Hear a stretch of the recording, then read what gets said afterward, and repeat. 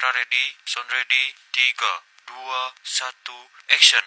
Assalamualaikum warahmatullahi wabarakatuh. Halo semuanya, perkenalkan saya Kaula Sapitri dan rekan saya Marsha Delaura. Pada kesempatan kali ini kita akan membahas tentang perubahan sosial di masyarakat. Kalian pernah nggak sih lihat perubahan gaya hidup di sekitar kita? Dulu orang belanja di pasar tradisional, sekarang tinggal klik di ponsel. Nah, itu salah satu contoh perubahan sosial. Yuk kita simak penjelasan lengkapnya di video akhir ini. Adapun capaian pembelajaran pada pertemuan kali ini yaitu yang pertama, menjelaskan pengertian perubahan sosial di masyarakat. Yang kedua, menjabarkan apa saja faktor-faktor penyebab perubahan sosial di masyarakat.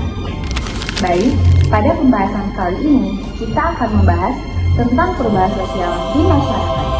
Perubahan sosial adalah proses yang terus terjadi dalam kehidupan manusia, di mana nilai, norma, pola pikir, dan perilaku masyarakat mengalami pergeseran dari waktu ke waktu. Perubahan ini tidak bisa dapat dihindari karena masyarakat selalu beradaptasi dengan perkembangan zaman, kebutuhan hidup, dan kondisi lingkungan sekitar. Contohnya, dulu para petani masih mengandalkan cara-cara tradisional, seperti membajak sawah dengan tenaga hewan. Tapi sekarang banyak yang mulai menggunakan pupuk modern atau menanam varietas padi unggul agar hasil panennya lebih baik.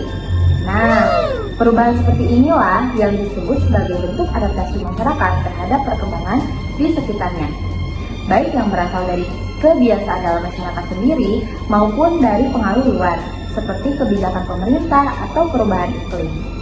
Yuk kita pelajari lebih dalam bagaimana perubahan sosial ini memengaruhi kehidupan para petani dan masyarakat pedesaan.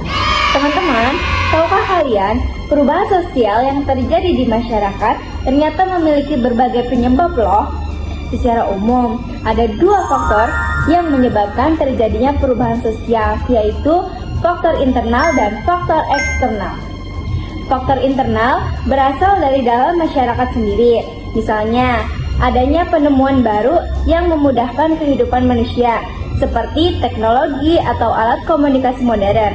Selain itu, pertambahan penduduk juga bisa memicu perubahan karena kebutuhan masyarakat yang semakin beragam.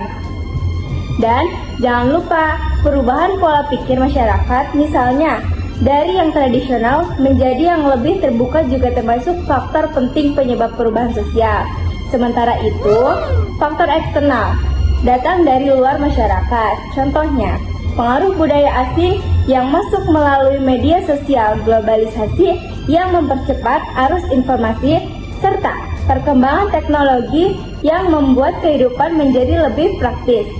Bahkan, bencana alam juga bisa mengubah struktur sosial karena masyarakat harus beradaptasi dengan kondisi baru. Nah, teman-teman, dari pembahasan tadi, kita bisa tahu bahwa perubahan sosial adalah hal yang wajar dan pasti terjadi. Tugas kita adalah menyikapi setiap perubahan dengan bijak, mengambil hal positifnya, dan menghindari dampak negatifnya. Dengan begitu, kita bisa tetap maju tanpa kehilangan jati diri bangsa.